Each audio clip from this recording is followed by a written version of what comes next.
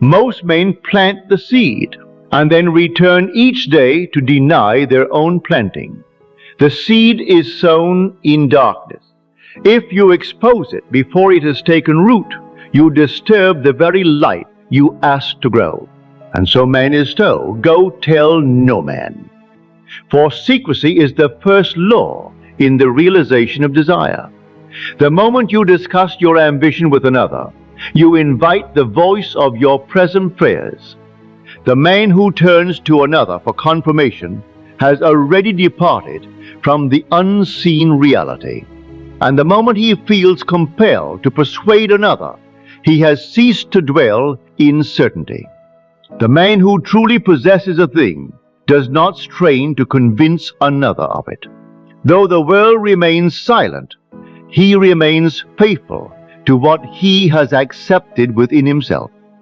You are asking the world to tell you whether your inner act is true. Yet you return again and again to the evidence of the senses, demanding signs of what you claim to believe. Like the farmer who digs up the seed to see whether it grows, you disturb the very thing you desire to harvest. The seed grows in darkness. So do not carry your desire into the marketplace, where men bargain only in appearances. The marketplace knows nothing of the unseen reality from which appearances come. If it has not yet taken root, protect it. Guard it as a woman guards the child she carries.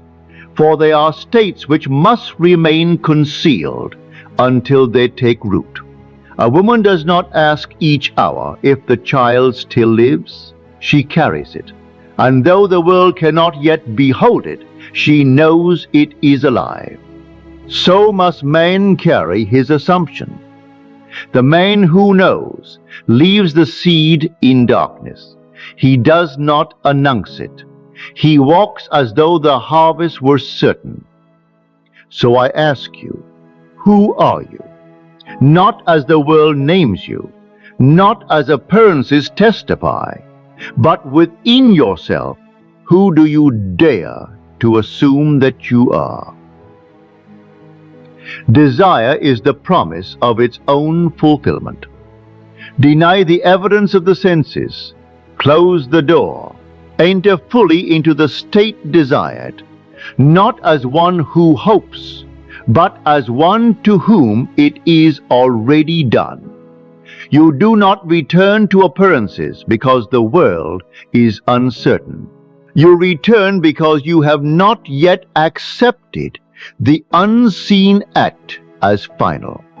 Every return is a confession, not against the world, but against yourself. For that to which you continually return becomes your master.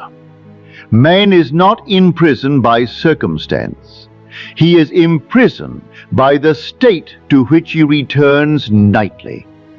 He returns night after night to the same fears, the same doubts, the same man, and asks why nothing changes. This dead world is but a shadow, bearing witness to what man consents to be. Observe the state to which you return. When the temptation arises to carry your desire into the marketplace of men, ask yourself, if I accepted it done, would I still ask another to tell me it is so?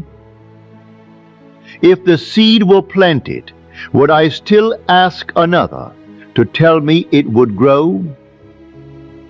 You say the seed is planted, yet every hour you return to see if it lives.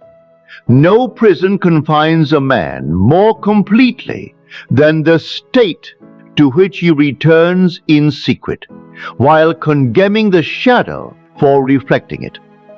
Cease returning to the shadow to ask if it is true. Do not re-enter the state you prayed to escape. So choose this night. Remain the man who waits, doubts, and fears, or enter now the state where the thing is finished. Man does not fail because the seed is barren. He fails because he cannot leave it in darkness. He loses it because he keeps returning to the soil to ask if it is alive. So leave it unseen. Let the seed remain in darkness. For what man truly accepts needs no witness. Tell no man. Commune with your own self upon your bed and be silent. Sleep this night as the man to whom God has already spoken.